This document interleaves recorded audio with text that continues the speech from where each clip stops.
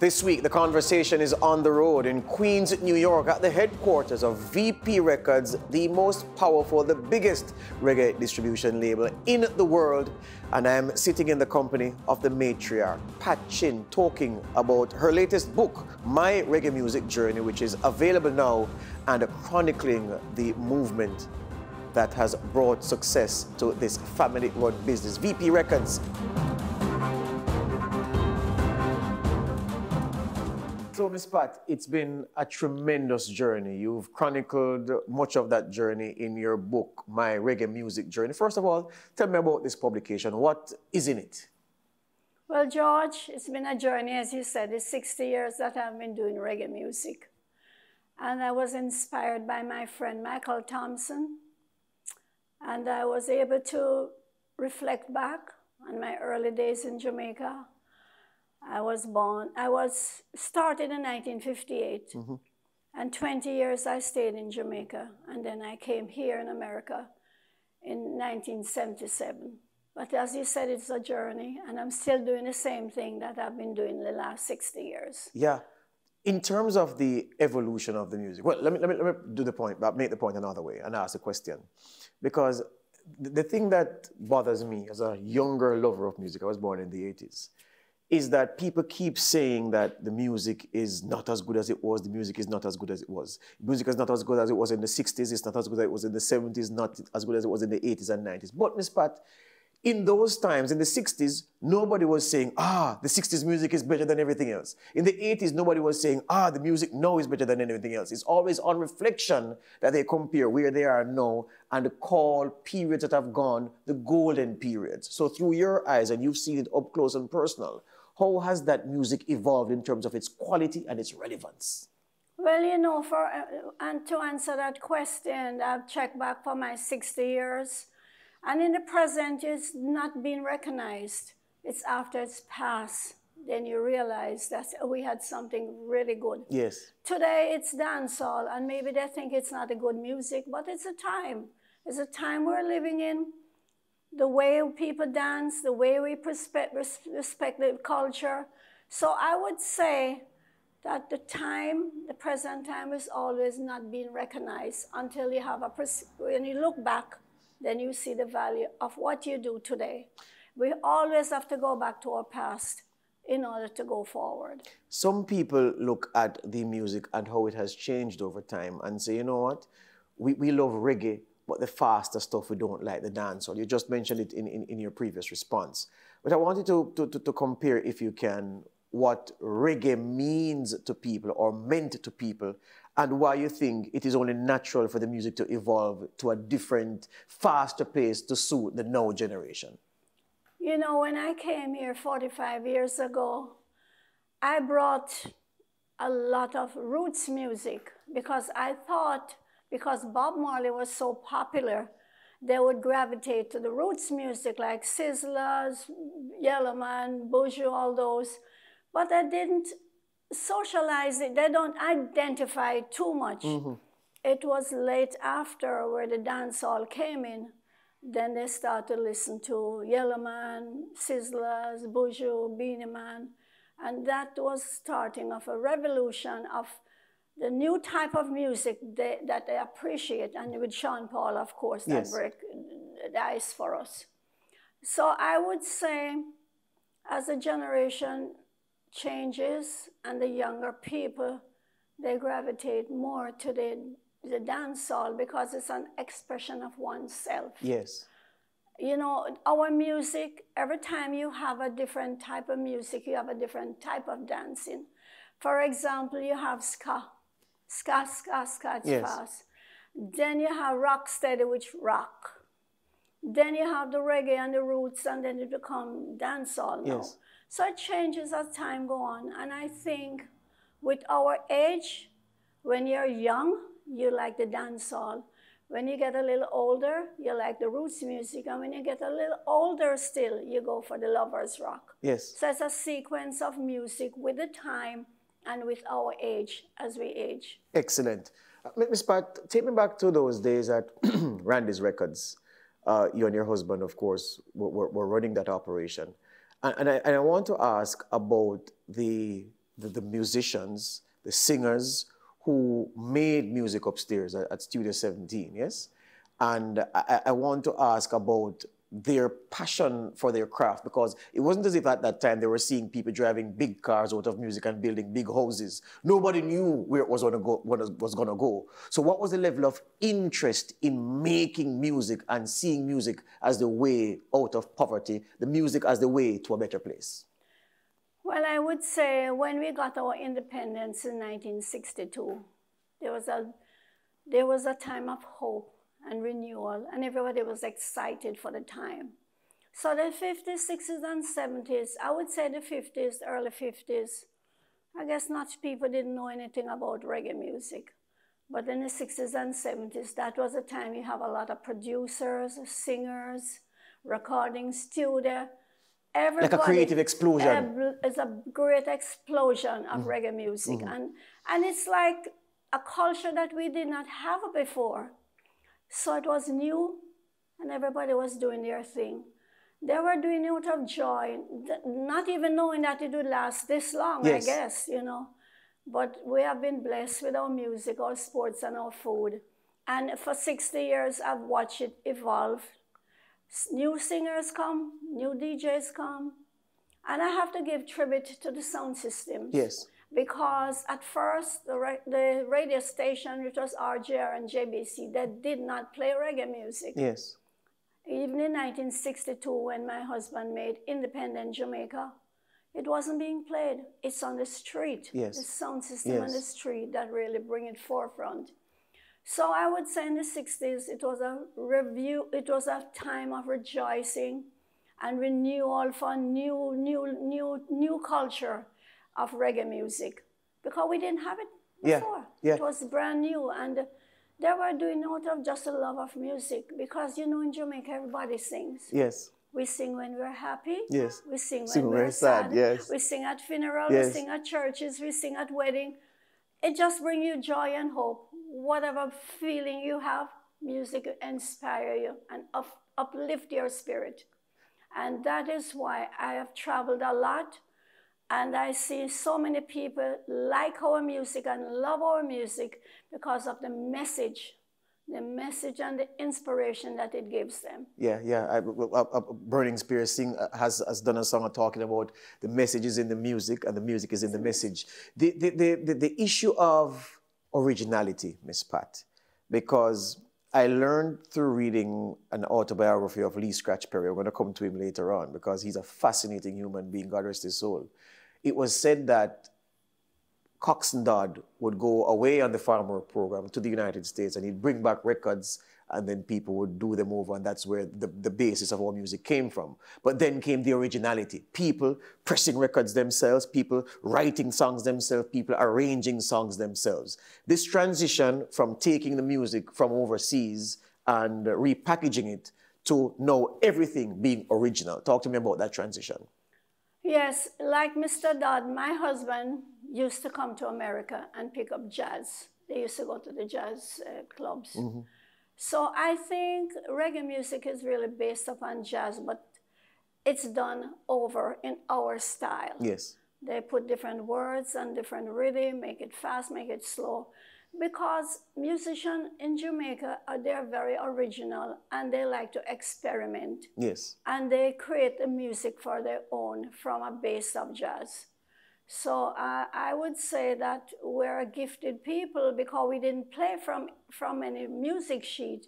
They just play from their soul. Yes. When they go upstairs at 17 North Period and record it, sometimes they're just singing and they're making a song as they go along, and the musician just back them up. You know, the Scatterlight was there a lot of times, Rico Rodriguez, Dizzy Johnny, and many, many musicians from the 50s and 60s came to the studio to record. So they were just doing out of joy of the music and their soul. Yeah. No music sheet. Yeah. They're making music as they go along. Yes. And that's why a lot of people wondered, how did we make those music? But they do it from their soul, their heart, and the love of our culture and the music. There's something that I bore witness to that I think gives me an advantage over many people my age, and of course those coming out, because here's what I saw, and you know this, of course, much better than me. when I was little, my grandmother ran a bar and there was a jukebox inside. So I had the privilege, Miss Pat, of seeing the man, we always call the man, come with the jukebox to open it and to put in new records and to take out old records and to match up the things. So when you put in the coin and punch number 20 played what you wanted and everything. I say that to ask about the start of this whole Randy's VP and your husband's start in music, in the business. Yes.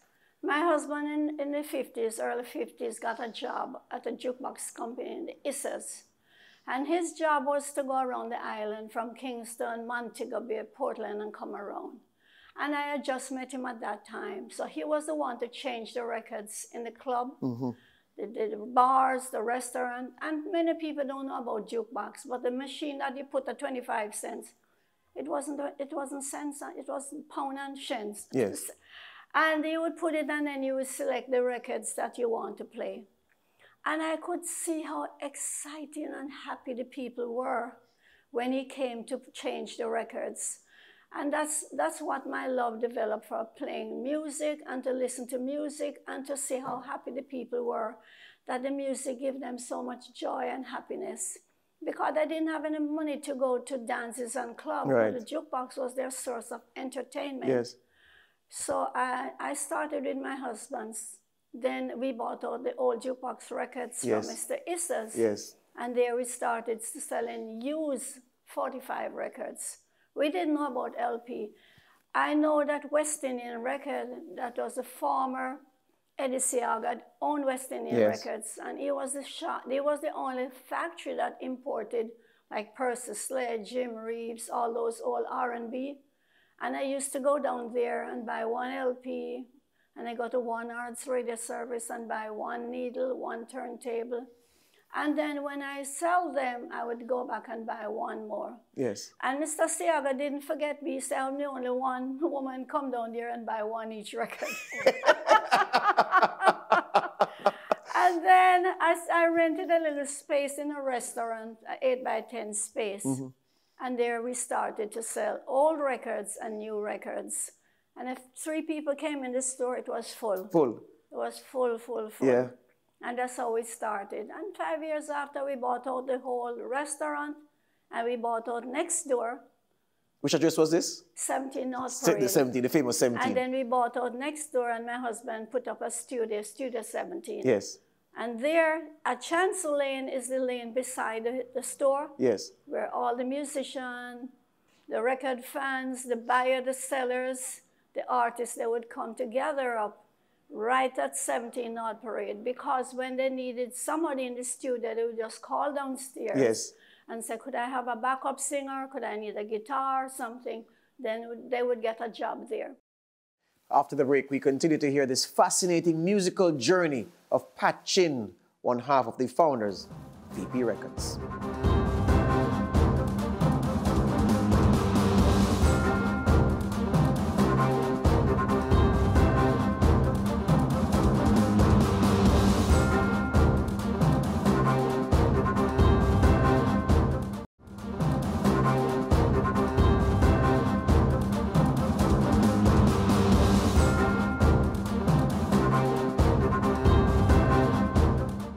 Welcome back to the conversation here. We're coming to you from Queens in New York, where we are at the headquarters of VP Records to talk to the co-founder, Pat Chin. Now, Ms. Pat, so when your husband used to travel the island, putting in the records in the jukebox, did you ever accompany him on those trips to Portland and Hanover and wherever? Well, that's how I was a nurse before that. When I met my husband, that was my...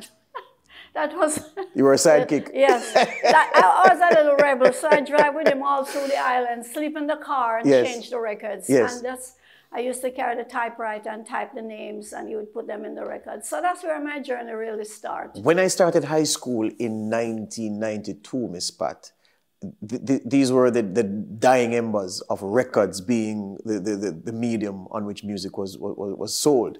And I still remember in Spanish Town, crowds at the record shop, because and when you save your lunch money and went and you bought a record and the record was still hot. Not many people, Miss Pat, know what hot off the press means. You, more than most people, know literally what hot off the press means. Well, upstairs at 17 North Parade, which is the studio, Yes. Studio 17, we had a studio and we also had a cutting lathe Yes. that we could make the dub plate. Anybody doesn't know dub plate, it's the one that you take from the tape, put it on a vinyl, and they call it dub plate. Yes. So they would make the dub plate and bring it downstairs in the shop and test it out to see how it sounds to the public. The record store is always full with people, so you get a good gauge of what the people like. They're dancing in the street, dancing on the sidewalk, dancing everywhere. It was really a haven for all musicians, singers, buyers, DJs, sellers, and anybody you want to know, yes. and everybody you want to find, you'll find them right there. I've read several interviews that you've given, and of course, I had the great pleasure, Miss Pat, of listening to you on the BBC. That was, well, I sat in the car for the whole interview, and I was late to go somewhere, but I apologized to them for that because I couldn't break from it. And I say that to say, I've not seen in any of those interviews, and I said, well, I have to ask her. You would have witnessed this creative birth of reggae from inception to this point, and you would have seen young men, especially, getting persecuted for marijuana. Because you know that marijuana and musicians go hand in hand. It's the motivation for many people. You'd have seen many guys, you probably go downstairs and say, I haven't seen this little guy for 2-3 weeks. Where him there? Boy, Miss P, them lock him up at Hunts Bay or wherever because of weed or a spliff or whatever.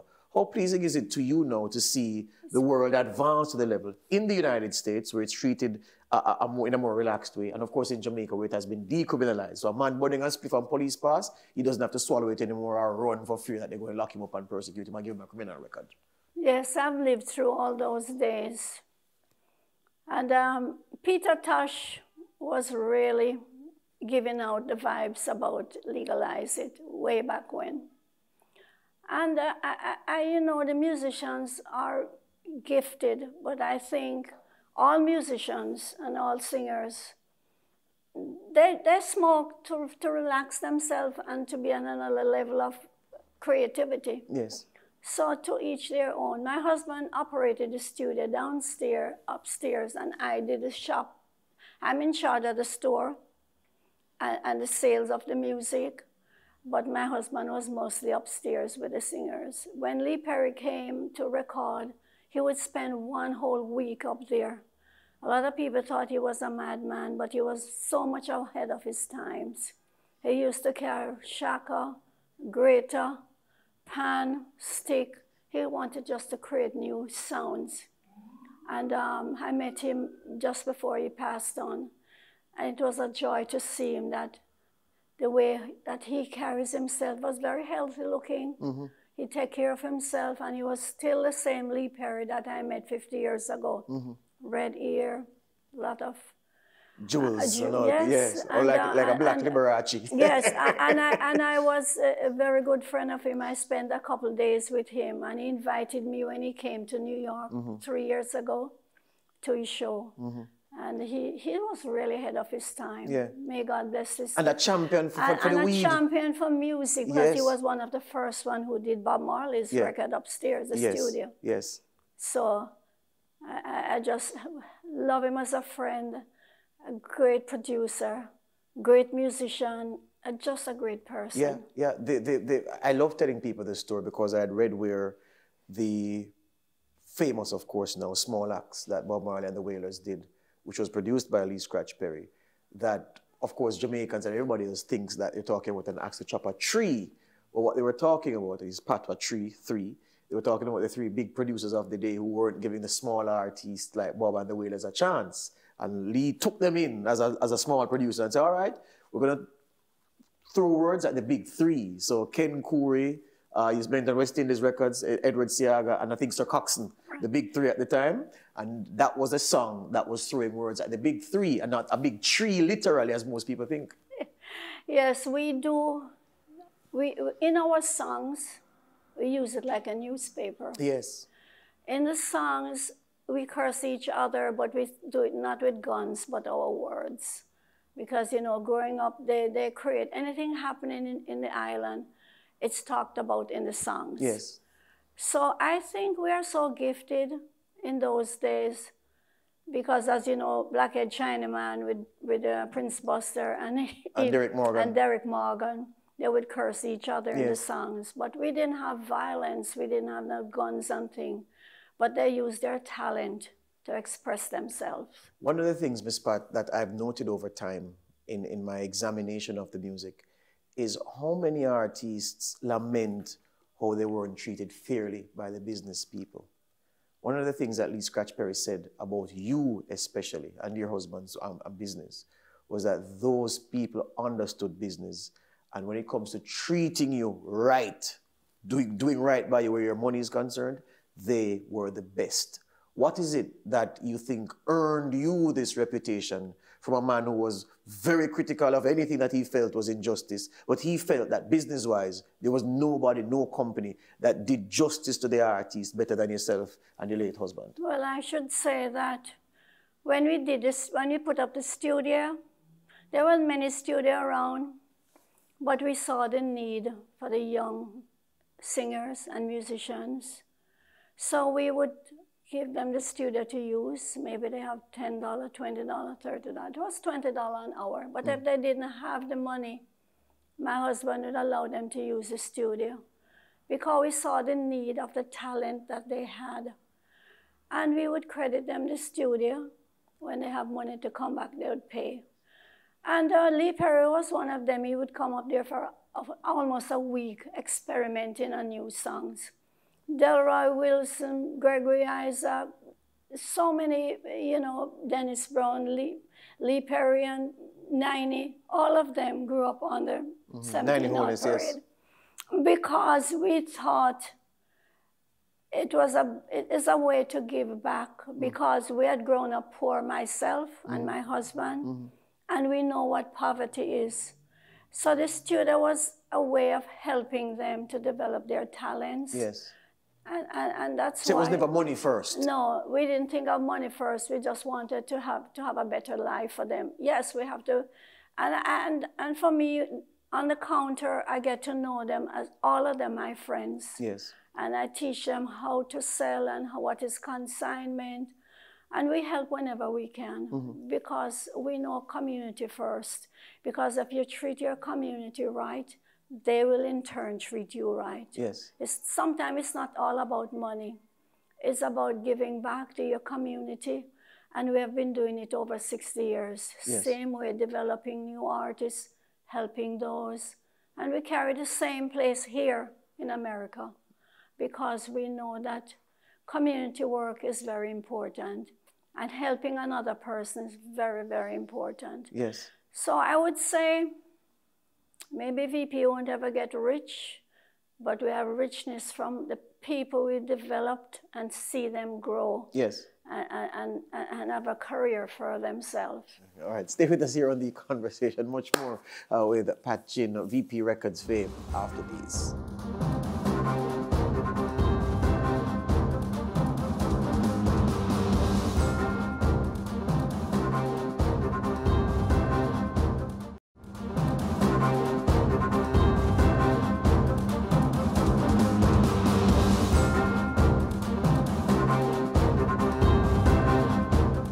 Welcome back to The Conversation. My guest is Pat Chin, founder of VP Records, talking to her here at her home base on Jamaica Avenue in Queens, New York. So, Ms. Pat, for the part that the public won't know, because this will, of course, be internal to you and your family, when you sat down with Sir Vincent of blessed memory and visualized what you wanted Randy's to become, what you wanted VP to become, what did he say to you that, you know, Pat, in 5 years' time, I want us to reach here. In 10 years from there, I want us to go there. What was that map that he set out, if he ever had that conversation?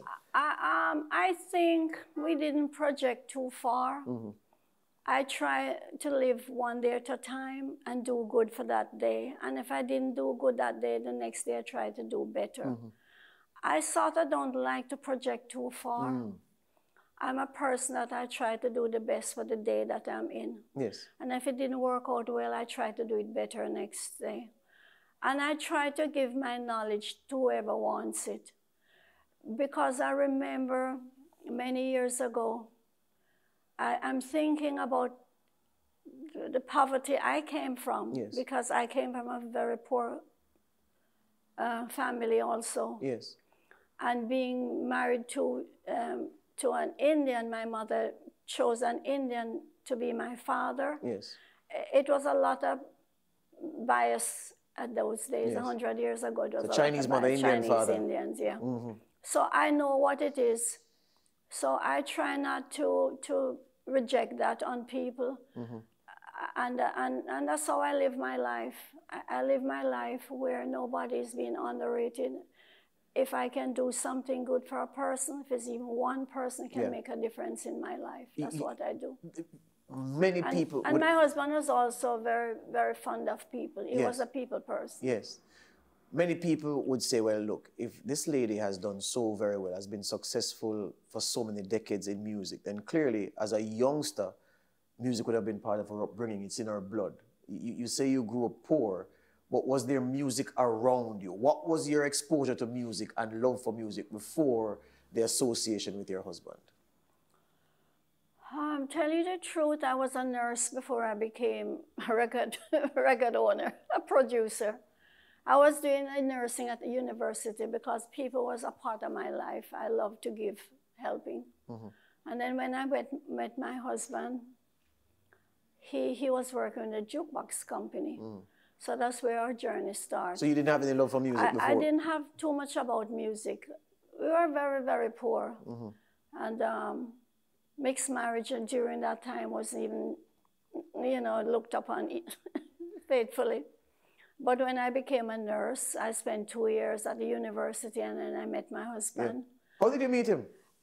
Through his father and my grandfather. They were friends. Mm-hmm.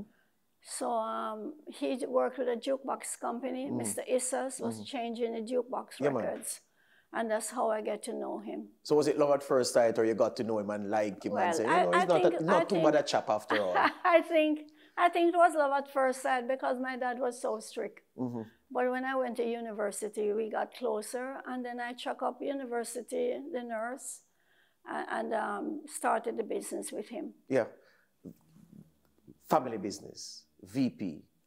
A lot of the times, parents create something that the children don't want to continue, either because the parents try to force them to stay in it, or other things tie them to it and they want to break and do something, forge their own identity. Your children have remained in the business and have helped to make it what it is today, hugely successful, the most successful reggae distribution label in the world. What is it that has been successful in helping you to keep the family together and in so make the business even stronger?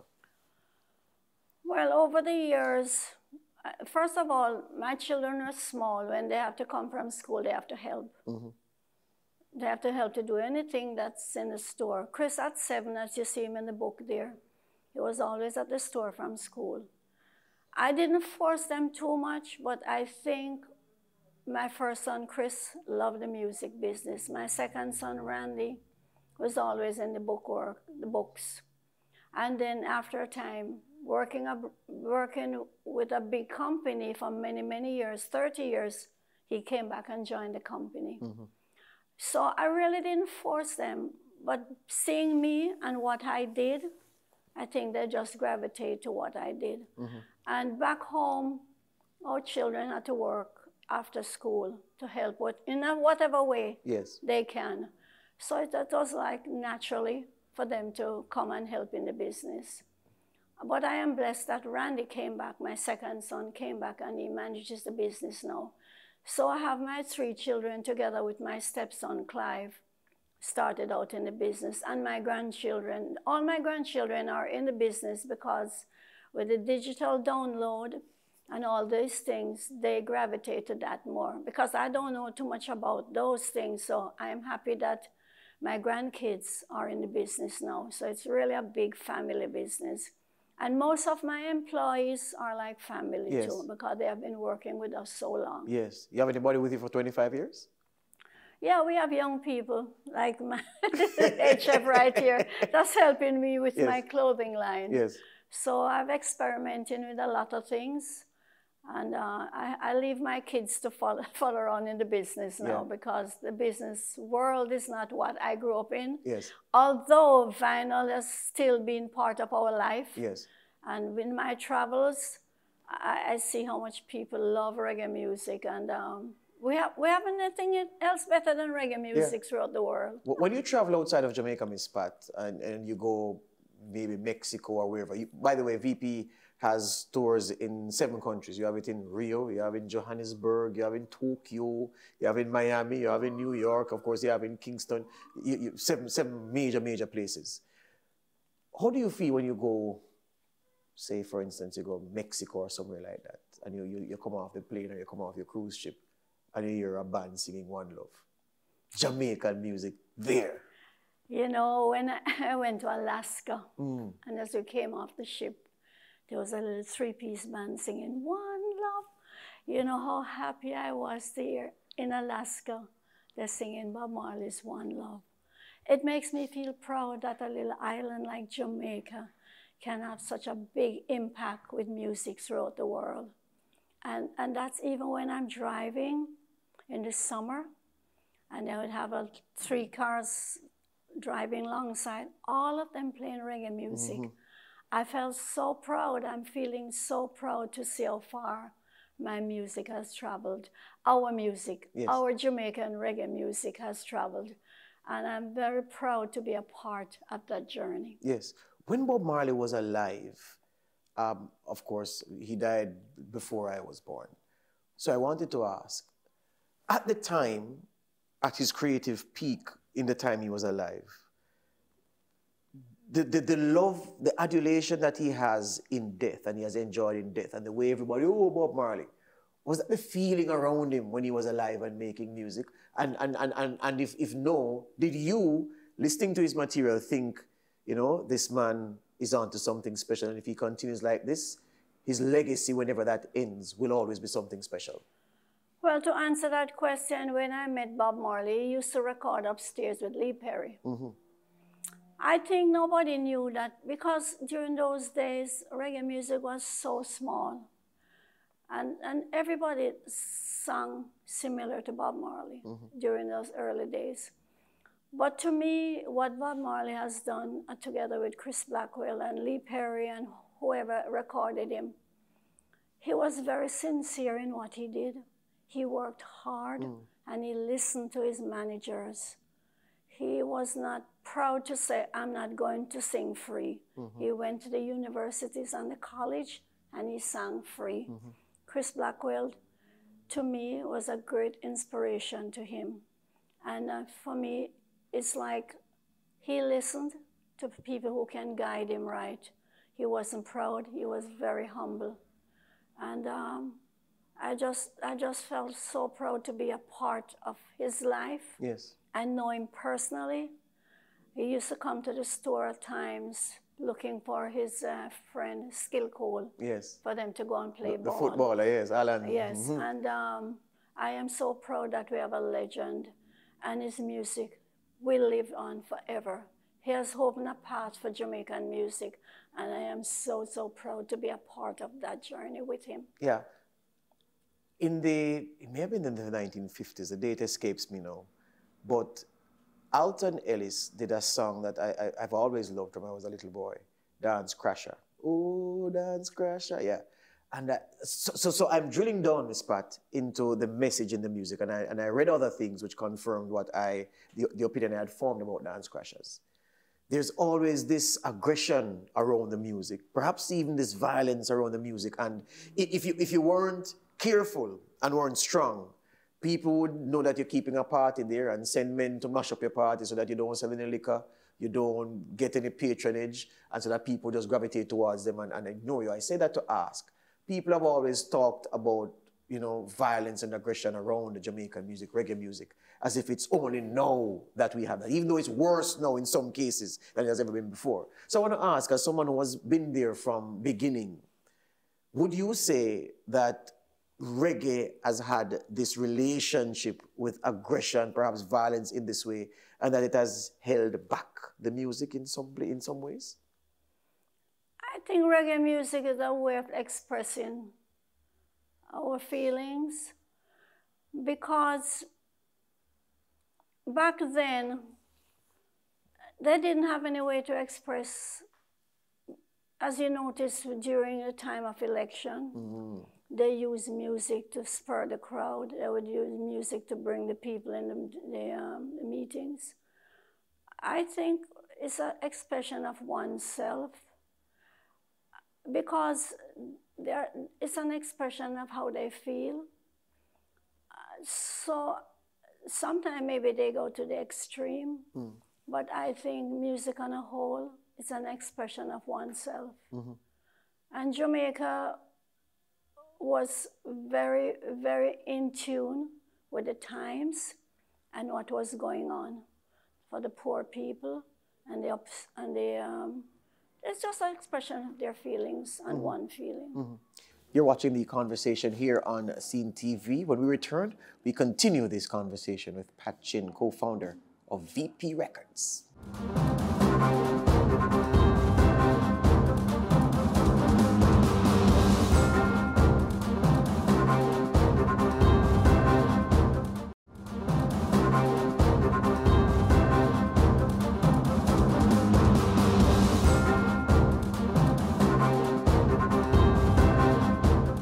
My Reggae Music Journey is the name of the book published by Pat Chin, talking about her life and career at VP Records, the largest reggae distribution label in the world, with offices in 7 locations. Miss Pat, there aren't many feelings like a dance hall. And I was saying a little bit to you about my upbringing off camera. One of the pleasures for me on a night was when my granny had a round robin. And she'd send me and 3 of my friends to pick up the bottles, you know, so that she could get them to sell back to D&G in the crate. And it was just a nice feeling to go and hunt the bottles and everything. And in this space, Miss Pat, you felt that this was where dancehall and reggae music was at its best. We've long passed through the period where the dancehall and that kind of atmosphere was king or queen, for that matter. But the music is still going strong. What does that say about our ability to evolve and to find something, make the most of it, and move on to something else? Yes, we are very creative in the music. As you know, it started from ska to rocksteady, drum and bass, reggae, and now we have dancehall. It's just an expression of oneself. And as it evolved, because when we came here, we thought it was roots music would take over, but it was the dancehall that really put us on the map. Right. So I think when you're young, you gravitate to the dancehall, and as you get a little older, you gravitate to the roots music, and as you get a little bit older, you go to the lovers rock. Lovers rock really catch on in England. Yes. And that's why you have Bitty McLean and all like those rocking to the lovers rock. But I think it goes with your age, because when you're young, is an expression of oneself, whether it's rebellious or just want to. And when you come home from the dance, you're of a different mood, you know. Yes. The dance really soothes you. Yes. To really, if you go in there with anger and you come out, I think it changes your mood to just calm you down. So music is a real equalizer for people to dream and to really see their life evolved, and also to get out their frustration in a song. Yeah. So I think music it was here to stay, especially reggae music, because it has so much different elements. It can be a lover's rock, it can be a dancehall, it can be just rocking. Different feelings you get from reggae music. Miss Pat, I was telling, I have an attorney at law friend, he's about 70. So I was telling him that Bitty McLean's version of Walk Away From Love is 39 times better than David Ruffin. The man cost me. I love that song so much. If it's one person I'm bringing up this here, I haven't told him as yet, but Bitty McLean, that song. My little grandson, he used to be, he's really in a different type of music.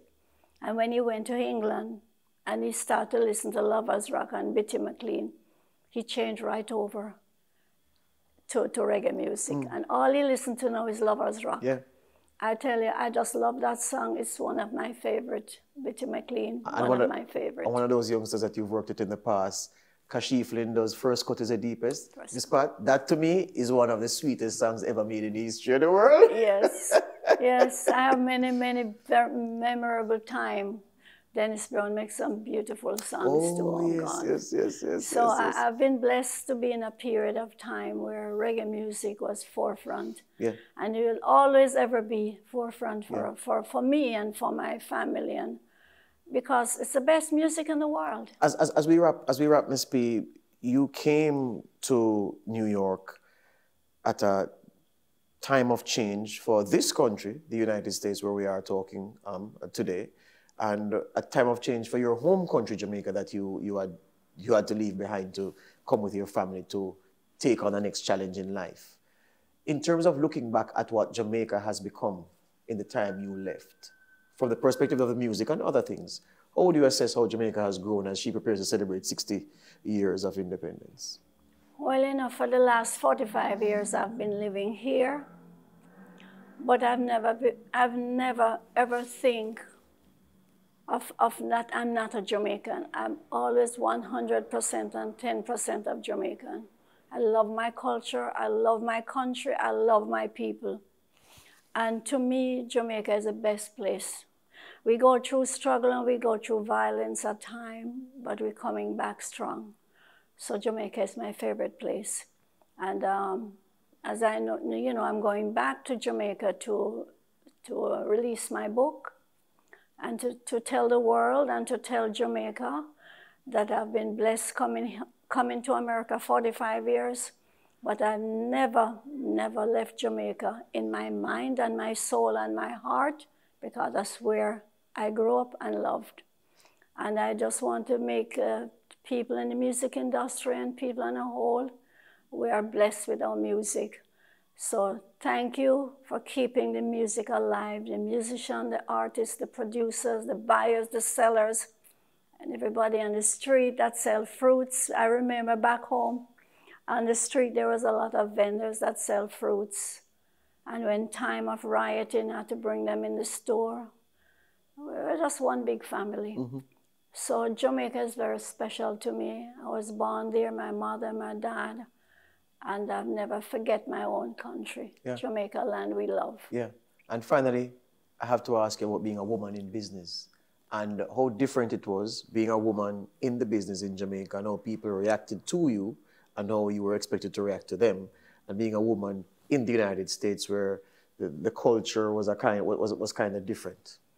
It was very difficult for me when I came here 45 years ago. They didn't know anything other than Bob Marley. For me to teach them and to tell them and to grow. I went to Brooklyn 3-4 times a day to sell a couple of 45s. But I had faith in my music, and I know that if I work my music, it will do well. So over the years, you know, we have signed many of the artists, both female and male, and I'm blessed to say we have quite a few female in our genre now. Mm-hmm. And we are always developing new music, new artists, because that's our culture. Mm-hmm. We never forget our home, and reggae music is one of the best music in the world. Mm-hmm. And I'm happy to say that I'm part of that struggle, and I'm part of that when it started. And I'm very proud of my culture. Yeah, and I did say last, but I have to squeeze this one in. So when you had Sean Paul, and I use him as an example because he's so huge, he's been so huge, his career has been so wonderful. And, you know, he comes and says, boy, you know, I want to make this step. And, you know that he didn't have the muscle to back him at that time. Are you the kind of business owner who tries to keep this person with you because of what they can help you to gain? Or you just say, look, you know, the deal is right for you, if he can go and make better, go with my blessing. Yes. We can only take them to a certain level. But if they can do a better job outside, I give them my blessing. Because it's all about the music spreading more and more and more. So I've always tried to be fair. And if they can do better somewhere else, I will wish them luck. And he's doing good. I'm proud of him that he started with us. And we did make a long run and excitement with Sean Paul. So if Sean Paul is listening, I wish you all the best. And I know you'll never leave your culture. And one day, in God's time. And what is food without spice? Spice, you know, she's our latest now. And I'm blessed. You know, if they can move on and do good for themselves, that's good. That's really good. Because we should not hold back a person if they want to go on their own. We just have to wish them luck. Keep the doors open. If they feel to come back, we are here for them. Well, Ms. Pat, your reggae music journey, my reggae music journey, the name of your book, it is in stores now, available now, and you're promoting that book. And I want to encourage persons to get a copy. It will give you a chronology of most of the most important events in Jamaica and side stories around it. And I'm committing it to you because of what this woman and her family have done for music, for the music business, and for their longevity and their success. Ms. Pat, I want to tell you that you are musical royalty. You make me proud to be Jamaican to see what you have done. And I wish you continued long life, great health, and success. And let us do the Jamaican greeting to go away. Boom off your fist, Ms. Pat. Okay, thank right? you very, very much. And it was a pleasure to talk with you. And anything to help reggae music, I am so grateful. And to all my fans out there, producers, the artists, the singers, the vendors, and who have made this journey so successful for us. Thank you, thank you, thank you. Excellent. That's it. That's the conversation.